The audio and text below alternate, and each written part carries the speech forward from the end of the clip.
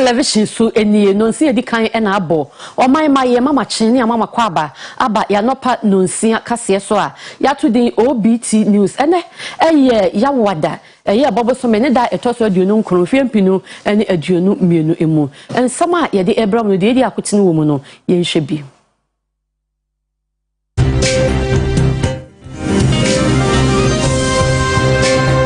aban edi atudwa se webe openi ma bosome enko awie ye de na ye ne IMF fo enti ase apam awie peye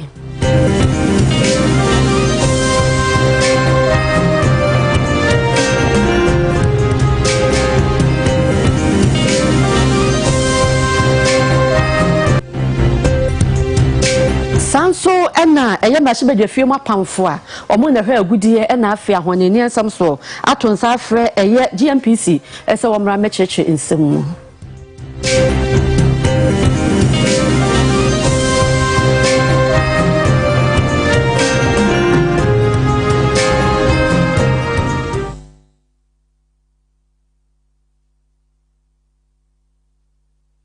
Midi ede mame efia nyako papa bi kasebo ni twemu ena yede mamo Ghana aban enam hyehye so de nsama todwa se de mpanimfo edi kan abo ho dawuro no maka ho nsamo a omugu hyehye so no ne IMF enhyehye a efesika omode bebo aye no ho no de eniema ekro no de hwebe bronya bosome anaso opanima abosome no nkwa awie ye de na bibia atoto na kwam ama eniema nyina ayeji I think the issue of the timing is that, you know, we've seen countries like Zambia, rightly you have mentioned, gone through a 2-year negotiation by getting into the common framework. And really, I don't think we as a country can afford that type of uncertainty over the period. And why are we hopeful that that will be different? Because in the discussions that I had with the managing director of the IMF, I mean, those were the specific issues that we talked about, how to fast track this so that we will get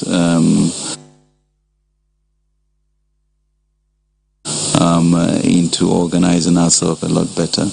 But more importantly was the meeting between His Excellency the President and the Managing Director of the IMF in Rotterdam. And it was very, very clear in terms of the commitment that the fund showed. And she did say that they were determined to reach an agreement by end of the year, and that they've started constructive discussions with us. The team is here,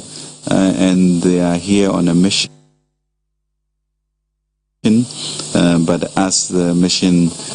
chief told us, this is not a mission of 10 days. It is a mission through the end of the year. So there's na ewo ensamokro na mu no aban sa na heneka no foriata asa de nsem bitudwa wo chemu se ewo me ne ewo yen ense wo ye Ghana ni nko ade wontimi mfa obi kuro enye wo kuro nti obi amoa ne yenkyekere o man ne sikasam ema ne nwie peye na emoa ma wo man no entumpon public debate, but we must be careful to build and not to tear down our nation. Ladies and gentlemen, we will leverage on our strengths to rebuild the economy, focusing on our productive sectors. Initiatives such as the Youth Start program that will provide 1 million jobs over the next 3 years will support entrepreneurs with loans to build their capacity to create more jobs and realize the President's vision of a Ghana beyond aid and an entrepreneurial nation. The Development Bank of Ghana, which we capitalize at 750 million, is also supporting the private sector to invest in areas that will stabilize the economy over the medium to long term, with positive knock-on effects on job creation and economic growth. Taken together, we cannot lose sight of the remarkable progress we have made since the pandemic. And I believe that in the months to come, our robust policy approach response will help to considerably ease the challenges of inflation and the exchange rate pressures. I am extremely confident about where we'll land on this journey. We as a country have survived 142% inflation, yellow corn hysteria, mass exodus from our country, and more recently, a successful exit from the 2015 Extended Credit Facility IMF program. So let us go for the spirit of courage, for the Lord is of this nation. Let us not fear, for he who is of us is greater than all. In conclusion, ladies and gentlemen, I remind each and everyone that Ghana is the only place we have. Its progress, its prosperity is our collective duty. We have overcome many challenges and risen to the occasion many times. This is another challenge which we must overcome. This too shall pass if we remain united and purposeful. Let us not forget that the battle is indeed the Lord's. As the book said in Genesis 11:5, if as one people speaking the same language they have begun to do this, then nothing they plan to do will be impossible. Yet also a ye kwa machebe film na machebe film pamfo ya omutu agina efa agudie e na afa honene nsam so e na mhyehyeye so e de nsam atodwo omu kiremu a Ghana National Gas Company omo to nsa afre won sa adwada omra mayi nsensem bia no efa GMPC en Genza Energy Deal hyehyeye bi ekoso a amanyumako bi ne omanfo bi ka se sika enwunu pa ya oman no enya so mfa so Honorable Samuel Atachia ya wonu yetitinani e ma bedwaku no e na di nsemi to for him. Ghana is not losing money, and that is why I'm saying that such headlines can be misleading. You know, when you say that Ghana is losing 1.5 billion, I mean, and the analysis doesn't support that, then you are misleading the public. And so it is important you talk to the agency involved so that they will open the books to you. And GMPC is ready. They are available to open the books to whoever has concerns about that agreement. And some who do any bi eka efa Ghana National Petroleum Corporation ene America Jumaku Genza Company hyehyɛ ya waya afa ahonene a otomo omo no ho a osusu sɛ ade osikabotene pa ena oman Ghana ehwere no aka ho bi ama emrahye badwafie commission ehwɛ afumagudi etu ani ahonene nsɛm so de aba batudwa sɛ ade a wato nsa afrɛ Ghana National Gas Company penifo sɛ na me adom adwade a wo yanimi omapiem wo ho no meyi nsɛm bia no tutuani ema committee eye onyanfo Samuel Atachia eye ebuakwasa adunahye bedwani opani kasa na wo twem se ensem bia civil society organizations ahodo waka no e osenka obopini GNPC mpanifo na nka obusa won se ekoba ye nti a oye sanhyehyɛ ne nempu no se ye no kre anasa nye no kre no anka obehu na ni nyina mu no e ade a committee no adika ne GNPC mpanifo ahia na ho akohia se osanso so ne Ghana Gas mpanifo nso ebehia. Before Imani and ASEP who put out into the public domain matters of this consequence, they should have made those matters referable to GMPC. This is what we found. What are your comments? And they will incorporate their side of the story into the report. They didn't do that. So for me, it is too adversarial for comfort. We're just going to bring Ghana Gas into the picture. You slated them for Monday. Ora John Abdullah Napo oye ranking member ewo committee ne so opani nkase emu no twem se nkita ho oni GMPC mpanyifu ediye no ensem bebre ho a wantimi ania no ntibere kwa animu no opepe se ode nkrata ni nyina ebeba committee no anim. We've asked a lot of questions, interrogations. Some have been answered, some are pending. We've asked for some information that they couldn't provide at the meeting, and so we have directed that GMPC should make all those informations available to us. The financial analysis underpinning the agreement, the analysis in terms of the investment decision. Yet also ewon from Economic and Organized Crime Office yoko empanimfo enso so ayen hyehyeye woni bambofo yo mo woman tifido mantem ahia ewotamala omatimi adi abobo afa bambo ho nsama sese eya ha adwen ewon potam ho no na mamitiwa adodankwa ya wo ye executive director ema iweko ekuo no nsama odi atodwa ne se ehu behia esempanimfo yen hyehyeye na emimusam ene abonefo sam a ekoso no ombetumi akwatia enemanimu ya. Se beye o man Ghana be pepo masibre ama abonefo sama hodo a ekoso no aka ho bi ama pani kwantrefo da Economic and Organized Crime Office ano COP mametiwa adodankwa e de adhwede ato bambo nyumaku ahodo ewo omemu anim se enho akohia pa se obehwe omankita ho mapa ababeda wontem COP nkase mu wa bra ode na probo akwakopiemu otamale no ne mpanifo da bambo nyumaku ahodo no ano edi ahyemu na wochirem se sekoba se Ghana Police Service ene Ghana Immigration Service ene bambo nyumaku ahodo no enya nkutahudie mapa ebebo apa ama bonfusem bi na so obi di na bia eye immigration anase police fo nkwa na ye nhwemu a obetimi ayi bambo nyumaku enkae ne asutri ne nam so abo ama entem hare aso no oni akro no watimi akwa akoche no na emom se kokoba se bia obi a edi ne nkwa idi a edu ba bia na emoa nti bre kwa ni mu no empanyfo hwe na o mankita ho pa emeda bambo nyumaku ni nyina entem na abo ama my Ghana etimi akonkoden e de atia abonefosem. Case that we started from, it wasn't a difficult case initially. We thought it was beyond below us. So then we checked the person's account, and the inflows to that account from FIC was too much. What do you do that you are getting so much? During interrogation, this person confessed that the company that he worked with, they are actually putting their sales into that account. It means they were concealing information from GRA. Together that we worked, we reversed that, and GRA is now able to calculate whatever, and they are thinking about even prosecution. So these are some of the things that what we're doing had nothing to do with tax. But at the end of the day, we're able to pick something that was very useful to GRA. And these are the collaboration that maybe we are working on something unrelated to something that Ghana Police Service is doing. Then we give them the information. Say, we've been looking for this person for some time. Atife de mantemu openi kwantrefo da GRA ano owura Cephas Nelson Agro etwato so say enhu hia pa sempanifo behwe na ntete ne kasakire da ne dan nyina akwama tememfo no otimi hunu kwan hodo a GRA mpanifo edi wonjuma. GRA work, the tax administration, is just implementation of laws, application of laws. So the law defines who should pay what tax. Two broad categories: direct and indirect tax. Direct tax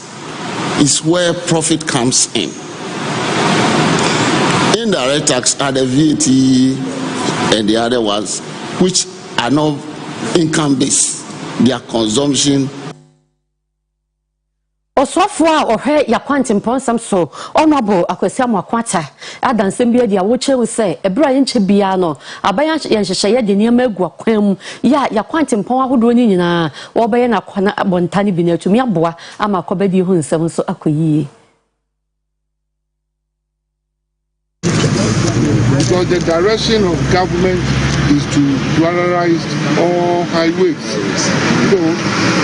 we have to have that in mind when we are constructing roads. Because we have moved from single carriageway road, but this is not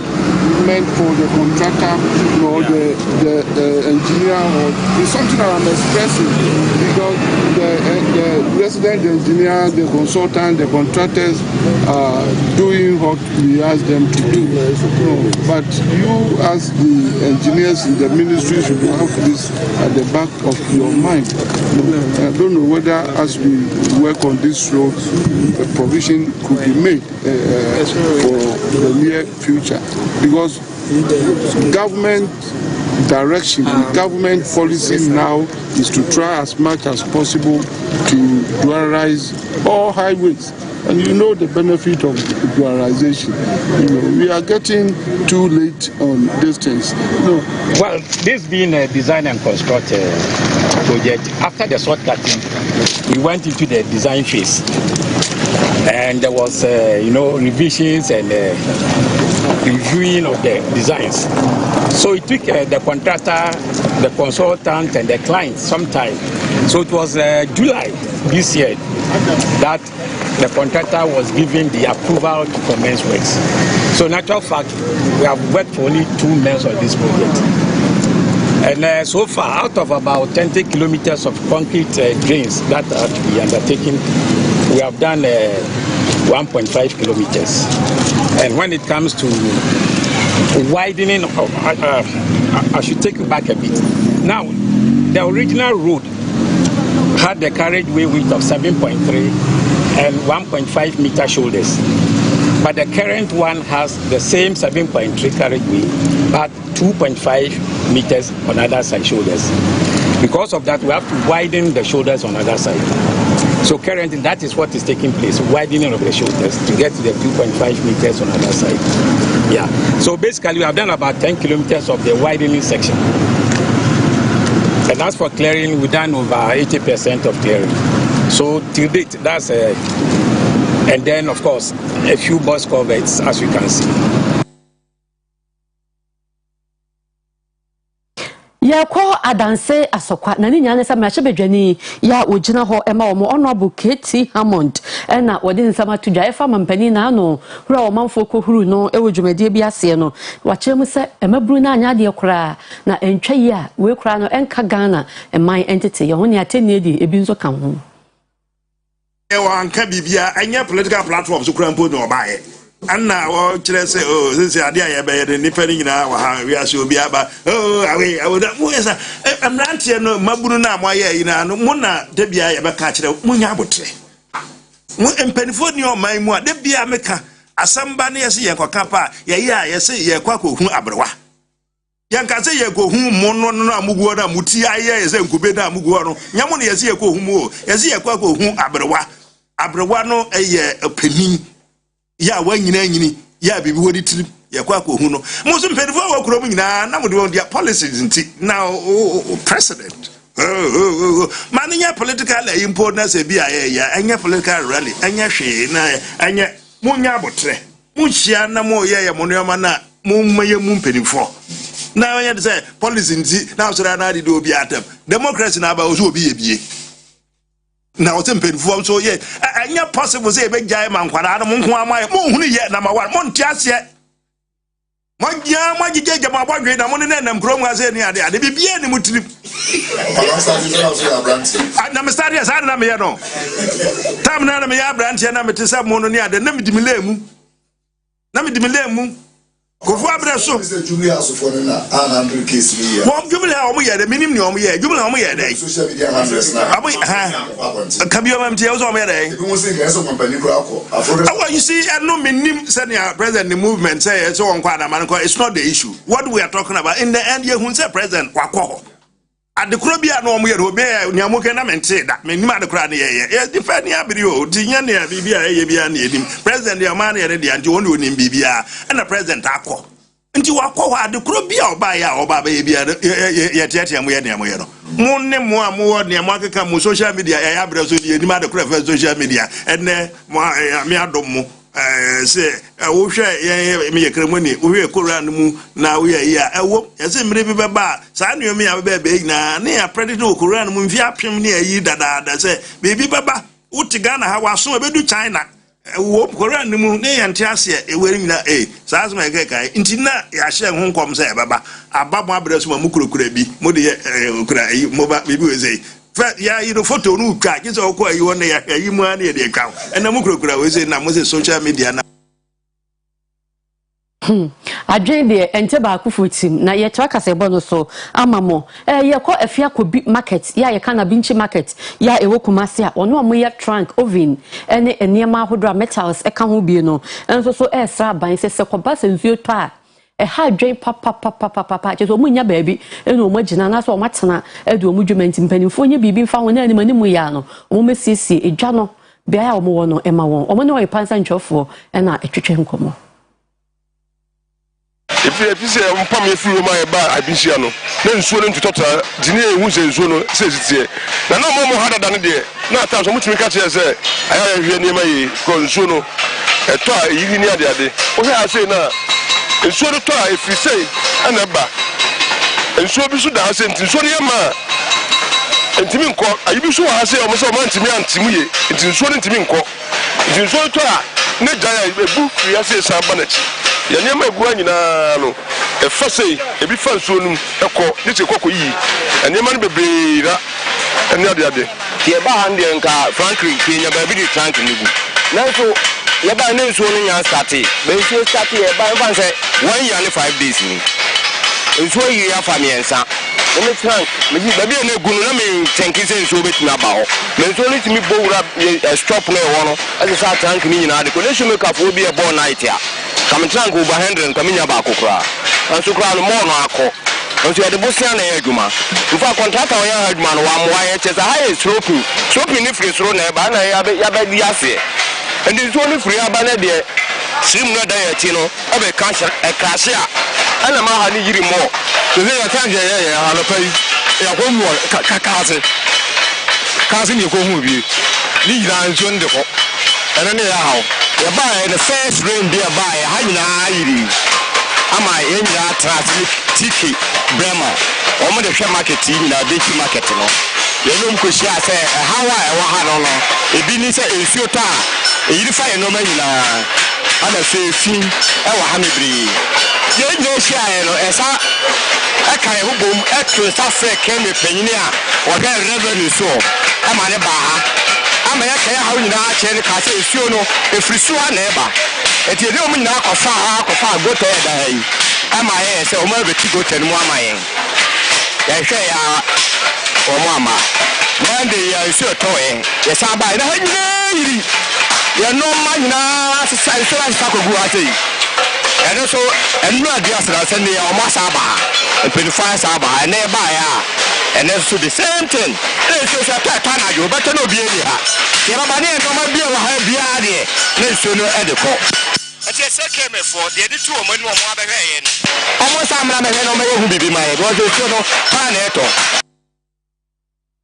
ade shemai ma ye gina we so edi obt kase ya ye nsaka no ene ya wa no pay asi e wa ha adomdom ye ne a pramuto bre ene anwumre no nsia mo bete Oyerepa ye kase enka bio midi ede maame efia nyako papa bi obt Oyerepa breakfast time ejumedie no ediso